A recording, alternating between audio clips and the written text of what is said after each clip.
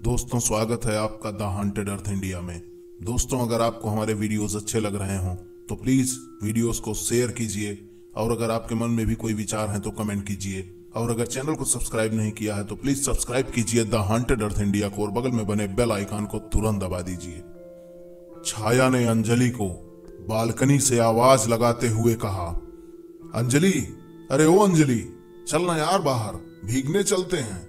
देखना बहुत अच्छी बारिश हो रही है यार। उसी समय अंजलि, जो कि नोट्स लिख रही थी, नोट्स लिखते लिखते उसने कहा कि अरे यार, तुझे पता है ना हमारी वो खड़ूस वार्डन कैसी है।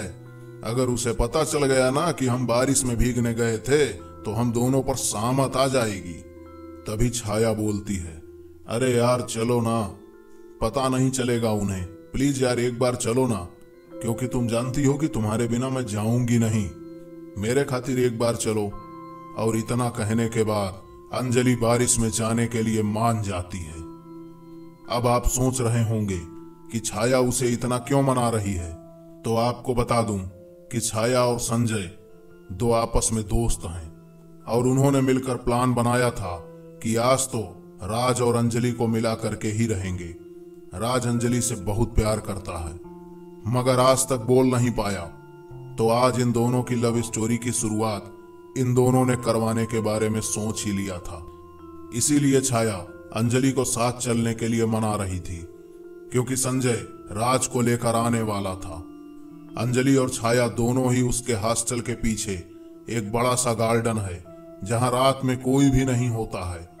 सब जगह केवल पेड़ पौधे और चारों तरफ हरियाली ही रहती है, और बारिश में वो जगह ज्यादा ही हरी भरी लगती है।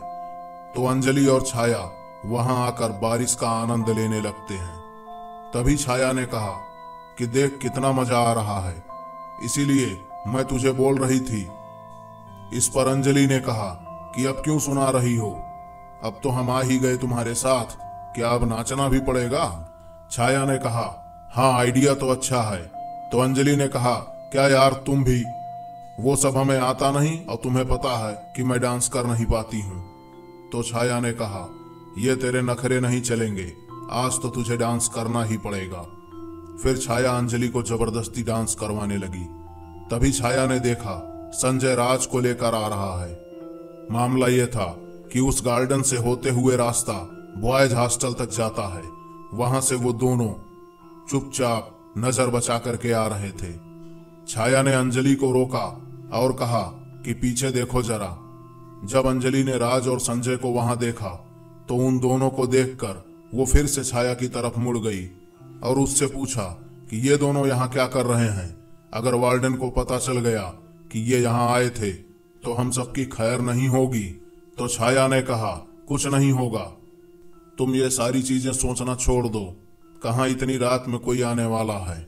और अंजलि का हाथ पकड़कर वो संजय और राज के पास चली आई और उसने कहा कि राज, आज तो तुम्हें अपने प्यार का इजहार करना ही होगा। तो ये सुनकर अंजलि छाया की तरफ देखने लगी और उसे लगा कि छाया ने संजय और राज को बता दिया होगा कि मुझे राज पसंद है। ये सोचकर वो अंजलि की तरफ बड़ी बड़ी आंखें निकाल कर देखने लगी। तो अंजलि ने कहा कि अरे ऐसे क्या घूर रही हो, मैंने कुछ बताया नहीं है। तभी संजय बोला, अरे अंजलि, ऐसी कोई बात नहीं है, वो तो हमारे राज साहब आपसे बहुत प्यार करते हैं मगर बोल नहीं पाते हैं। तो राज नीचे देखकर मुस्कुराने लगा। तभी छाया बोली, अरे भाई, जिसे प्यार हुआ है वो तो कुछ बोल ही नहीं रहा है, नीचे देखकर मुस्कुरा रहा है। तभी राज बोला कि अरे ऐसा कुछ नहीं है, मैं तो वैसे ही इधर उधर देख रहा था। उसी पर संजय ने उसे चिढ़ाते हुए कहा कि अरे बोल दो यार, क्यों इधर उधर शर्मा रहे हो। छाया और अंजलि दोनों हंसने लगे। फिर राज ने अपना हाथ अंजलि की तरफ आगे बढ़ाया और अंजलि शर्मा गई और नजरें चुराने लगी। तभी छाया ने अंजलि का हाथ लेकर राज के हाथ में रख दिया और बोली, यार इतना क्यों शर्मा रही हो। इस पर संजय को हंसी आ गई।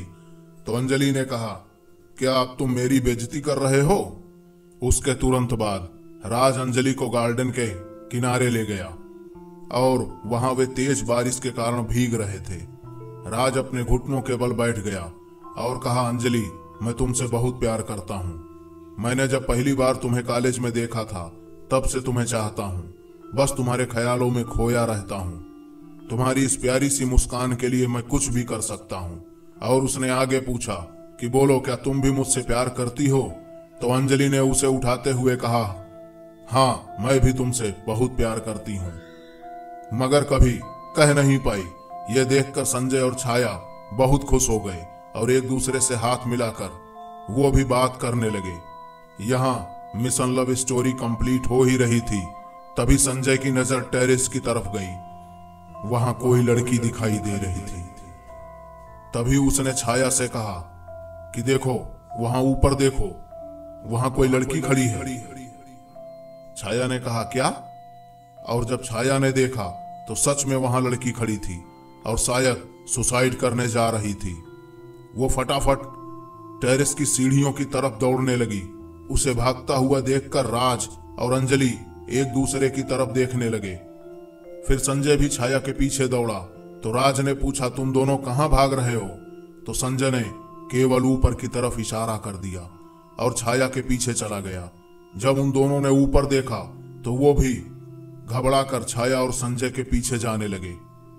वे चारों टेरेस पर आई उस लड़की को अब भी वहीं किनारे पर देख रहे थे और वो वहां खड़ी होकर के शायद रो रही थी। दौड़ते दौड़ते सबसे पहले छाया वहां पहुंची और छाया ने उसे पकड़कर नीचे उतारा। वो लड़की रोते हुए बस यही बोले जा रही थी, मुझे छोड़ दो, अल्लाह के वास्ते हमें मर जाने दीजिए, हम जीना नहीं चाहते।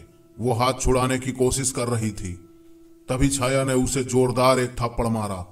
तब जाकर के जैसे वो एकदम शांत हुई। तब तक अंजलि भी उसके पास पहुंच गई और उसने कहा कि तुम ये क्या करने जा रही थी, तुम्हें पता भी है? उसने कहा, हाँ मुझे पता है मैं क्या करने जा रही थी, वैसे भी अब मेरे जिंदा रहने की कोई वजह नहीं है। राज उसकी तरफ देखते हुए बोलता है कि अरे मगर कोई भी बात हो, इस तरह अपनी जान देना सही बात नहीं है। तभी उसने कहा कि हमारी मजबूरी कोई नहीं समझेगा भाई, ये दुनिया हमें जीते जी मार डालेगी। और फिर रोने लगी। तभी संजय उसके पास आया और कहा, तुम रोना बंद करो, हम सब तुम्हारे साथ हैं, हमें बताओ तुम्हारे साथ क्या हुआ था। तो अंजलि ने उसके बाल ठीक किए और सभी को कहा कि पहले सारे लोग छाया के रूम में चलते हैं, अगर किसी ने इस तरह हमें देख लिया तो मुश्किलें हो जाएंगी। तो सभी पहले रूम में आ गए और अंजलि ने उसे अपने कपड़े दिए और कहा कि इस कपड़े को बदल लो, लेकिन उसने कपड़े बदलने से मना कर दिया। सबने पूछा, तुम्हारा क्या नाम है? तो उसने कहा, नफीसा। उसके बाद सबने पूछा कि बोलो क्या बात है, आखिरकार क्यों ऐसा करने जा रही थी, ऐसा क्या हुआ था कि तुम अपनी जान लेने जा रही थी? तो उसने अपने आंखों से आंसू पोंछा और बोलना शुरू किया कि मेरा नाम नफीसा है, मैं इसी हॉस्टल में रहती थी, हम सेकंड ईयर में थे और जब हम यहाँ आए थे तभी पहले ईयर में हमें एक लड़के से प्यार हो गया था। वो भी हमारे ही कॉलेज का था और बॉयज हॉस्टल में रहता था, शायद तुम लोग पहचानते होगे, उसका नाम खलील है। तो संजय और राज ने कहा, हम दोनों नहीं जानते और नाम भी पहली बार सुना है। तो नफीसा ने कहा, कोई बात नहीं, आप जान जाएंगे। इस पर अंजलि ने कहा, आगे क्या हुआ? तो फिर उसने कहा कि वो भी हमसे प्यार करता था, सब कुछ अच्छा चल रहा था और अचानक एक दिन बाहर मिलने के लिए उसने बुलाया और हम सभी से बचकर उससे मिलने के लिए चले गए। वो हमें किसी के घर ले गया, लेकिन उस घर में कोई नहीं था। जब हम अंदर गए तो पूरा कमरा सजावट से भरा हुआ था। हमने पूछा, ये किसका घर है? तो खलील ने कहा कि उसके एक दोस्त का घर है और फिर हमें पूरा घर दिखाकर वो एक कमरे में ले गया और कमरे में जाने के बाद उसने दरवाजे को बंद कर लिया। इसके बाद उसने मुझसे पूछा कि क्या मुझ पर भरोसा करती हो? सच तो यह था कि मैं उस पर हद से ज्यादा भरोसा करती थी। तो मैंने कहा, हाँ बिल्कुल, हमें आप पर बहुत भरोसा है। फिर वो हमारे पास आया और हमारा दुपट्टा निकाल दिया तो हमने मना किया, लेकिन वो नहीं माना और उस रात वो हमारे बहुत करीब आ गया। हमारे बीच की सारी दूरियां मिट गईं क्योंकि हमें उस पर बहुत ज्यादा भरोसा था। छाया ने परेशानी से पूछा, लेकिन क्या हुआ नफीसा, आगे क्या हुआ, बताओ ना। तब नफीसा ने कहा कि वो कुछ दिनों बाद जब मुझे पता चला कि हम पेट से थे तो हम डर गए और हमने खलील को भी बताया, तो उसने हमसे रिश्ता तोड़ दिया और उसने मुझे और इस बच्चे को अपनाने से मना कर दिया। अब आप ही कहिए कि हम क्या करते। अगर ये बात सबको पता चल गई तो क्या हम किसी को मुंह दिखाने लायक होते। और इतना कहकर वो रोने लगी। इस पर सभी उसको समझाने लगे कि परेशान मत हो, क्योंकि परेशानी किसी समस्या का हल नहीं है। तभी वार्डन वहां से गुजर रही थी और उसने कमरे की बत्ती जली हुई देखी तो दरवाजा खटखटाने लगी। छाया और अंजलि दोनों डर के मारे खड़े हो गए। राज और संजय भी दरवाजे की तरफ बुत बने देख रहे थे। उस कमरे में इतनी जगह भी नहीं थी कि दोनों छुप सकें। तभी छाया ने डरते डरते जाकर दरवाजा खोला और जैसे ही वार्डन ने दरवाजा खुलते ही अंदर की तरफ देखा तो वो चिल्लाने लगी। दो लड़कों को देख करके वो चिल्लाते हुए बोली, तुम कौन हो? तभी अंजलि आगे आई और पीछे मुड़कर बोलने लगी कि वो नफीसा आई थी और उसके बारे में बात हो रही थी। लेकिन इतना बोलते बोलते वो रुक गई, क्योंकि उसने कमरे में देखा तो नफीसा वहां नहीं थी। अंजलि उसे इधर उधर ढूंढने लगी। तभी बाकी तीनों को भी ध्यान आया कि नफीसा वहां नहीं थी। तो वार्डन गुस्से में बोली, अब किसे ढूंढ रही हो और ये दोनों यहाँ क्या कर रहे हैं, जल्दी बताओ। तो अंजलि ने परेशानी से कहा, वो हमारे साथ यहाँ नफीसा भी थी, पर पता नहीं वो कहाँ चली गई, कमरे से कहाँ गायब हो गई। ये सुनकर वार्डन ने कहा, क्या, कौन था तुम्हारे साथ? तो सब के सब वार्डन की तरफ देखने लगे, क्योंकि वार्डन एकदम अजीब सी डरी हुई लग रही थी।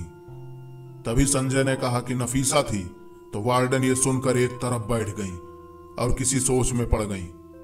अंजलि ने शक भरी नजरों से वार्डन से पूछा, क्या हुआ, आप ऐसा बर्ताव क्यों कर रही हैं? क्या आप उसे जानती हैं?